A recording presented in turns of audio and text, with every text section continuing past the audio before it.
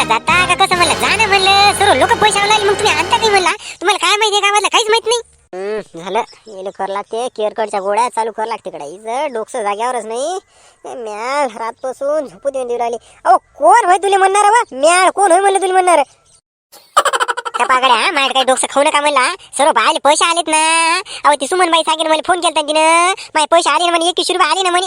अहो तुम्ही निदा मेसेज आलेला तर जाऊन पाहा म्हणलं इकडं मला सांगत खरी मी जाऊन घेऊन येतो ना.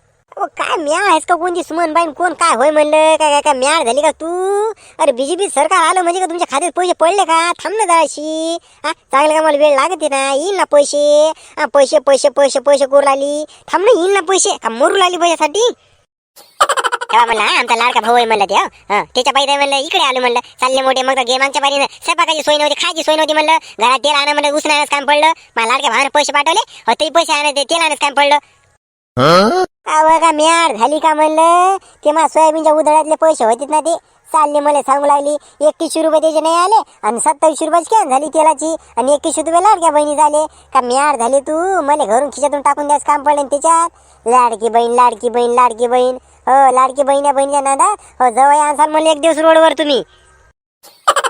शिल्लक नाही बोलला तुम्हाला आत्ताच सांगतो भान का कमी नाही दिले म्हणलं आजपर्यंत 7,500 रुपये खात्यात टाकले म्हणलं निघत आता देत नाही राज्य आलं सरकार बनलं आमदार म्हणलं बीजेपीचं लगेच अजून पैसे टाकू लागला म्हणलं तुमच्यासारखा थोडी आहे नीर खात्यात पैसे टाकू लागला म्हणलं आम्हाला घर बसल्या कोणतं राशन फुकट दे कोणते फुकट पंपे दे अजून काय द्या पाहिजे म्हणलं मागच्या बारीने तुमचं मला द्यायनं कर्जमुक्त केलं सर्व केलं आता सांगू लागले नाटकं मध्ये अजून काय द्या पाहिजे तुम्हाला हो तुमच्या मालाला भाव नाही नेले नाही असं नाही चालले नाटकं करू लागले एवढे.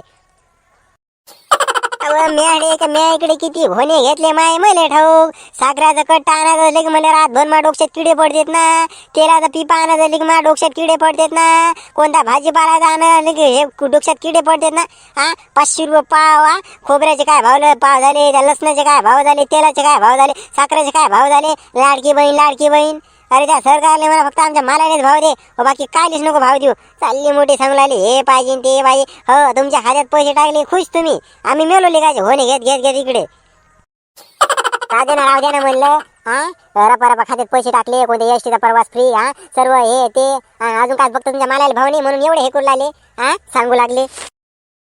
अव आपली माय मला माहित आहे व एवढं मोठं महाभारत घडलं हे द्रौपदीमुळे हे रामायण घडलं ते सीतेमुळे आणि एवढं इलेक्शन घडलं एवढी मोठी महासत्ता आली हे लाडक्या बहिणीमुळे मला माहिती आहे व लाडक्या बहिणीमुळे हे नारी शक्ती जिंदाबाद तुमच्या पुढे कोणी जाऊ शकत नाही व माय हात टेकले तुम्हाला.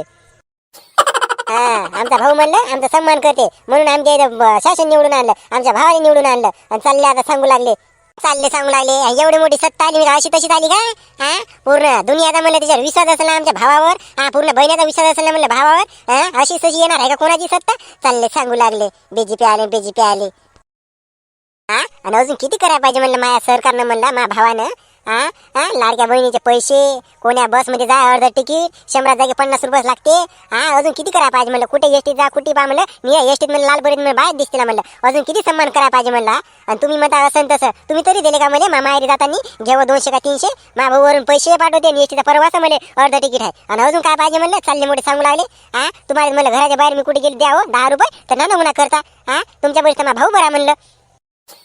मग आमची शिवसेना आता आमच्या शिवसेनेचे 2 गट पडलेत मग एक उद्धव ठाकरे गट आणि एक एकनाथ शिंदे गट हे 2 गट पडलेत आणि मग कशी काय म्हणतं आणि खरी मग आमची कोणती शिवसेना आहे मग सांग बरं मग.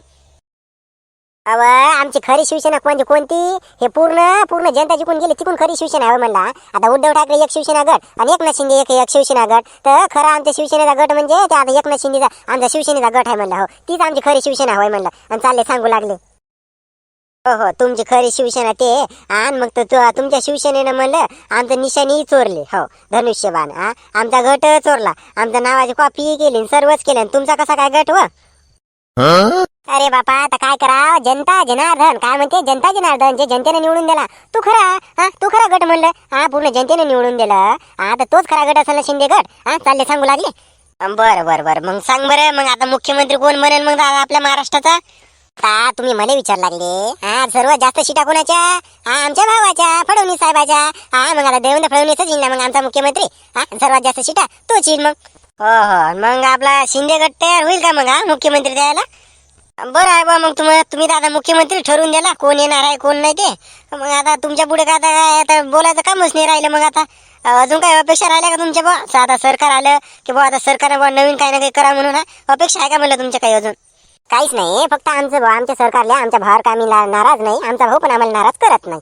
तर आमचं भाऊ आमच्या भावाला एकच म्हणणं आहे की दादा बस आमच्यासाठी आता तू आता आम्हाला 1500 रुपये महिना देतं लाडक्या बहीण योजना, ते चांगलं आहे. त्याच्यानंतर आम्हाला एसटीचं अर्ध तिकीट केलं, ते पण आमच्यासाठी चांगलं आहे. परंतु आमच्या भाजीपाल्याला भाव दे, पहिली गोष्ट. दुसरी गोष्ट, काष्टकऱ्याच्या मालाला भाव दे. आणि मग गॅस वगैरे हे ते जे तेल महागडे हे कर, जास्त पेट्रोल पाणी हे ते थोडेसे भाव त्याचे कमी कर. बस आम्हाला एवढंच म्हणायचं आहे. बस तेवढं जर केलं तर आमचं रामराज्य आलं म्हणून चाललं आम्ही हे करीन. आणि आमचा भाऊ आम्हाला कधीच नाराज करणार नाही, एवढं आपलं मत आहे. बस चला ना. आता काय नाक लावू लागले म्हणलं, तुम्हाला मेसेज आला ना मोबाईलात? चला म्हणलं मा भावाने पैसे टाकले आणि चला म्हणलं बा जाऊन काढून घेऊन चला पटकन. हो चाल तेलाची कॅन लागते आपल्याला. हो चाल.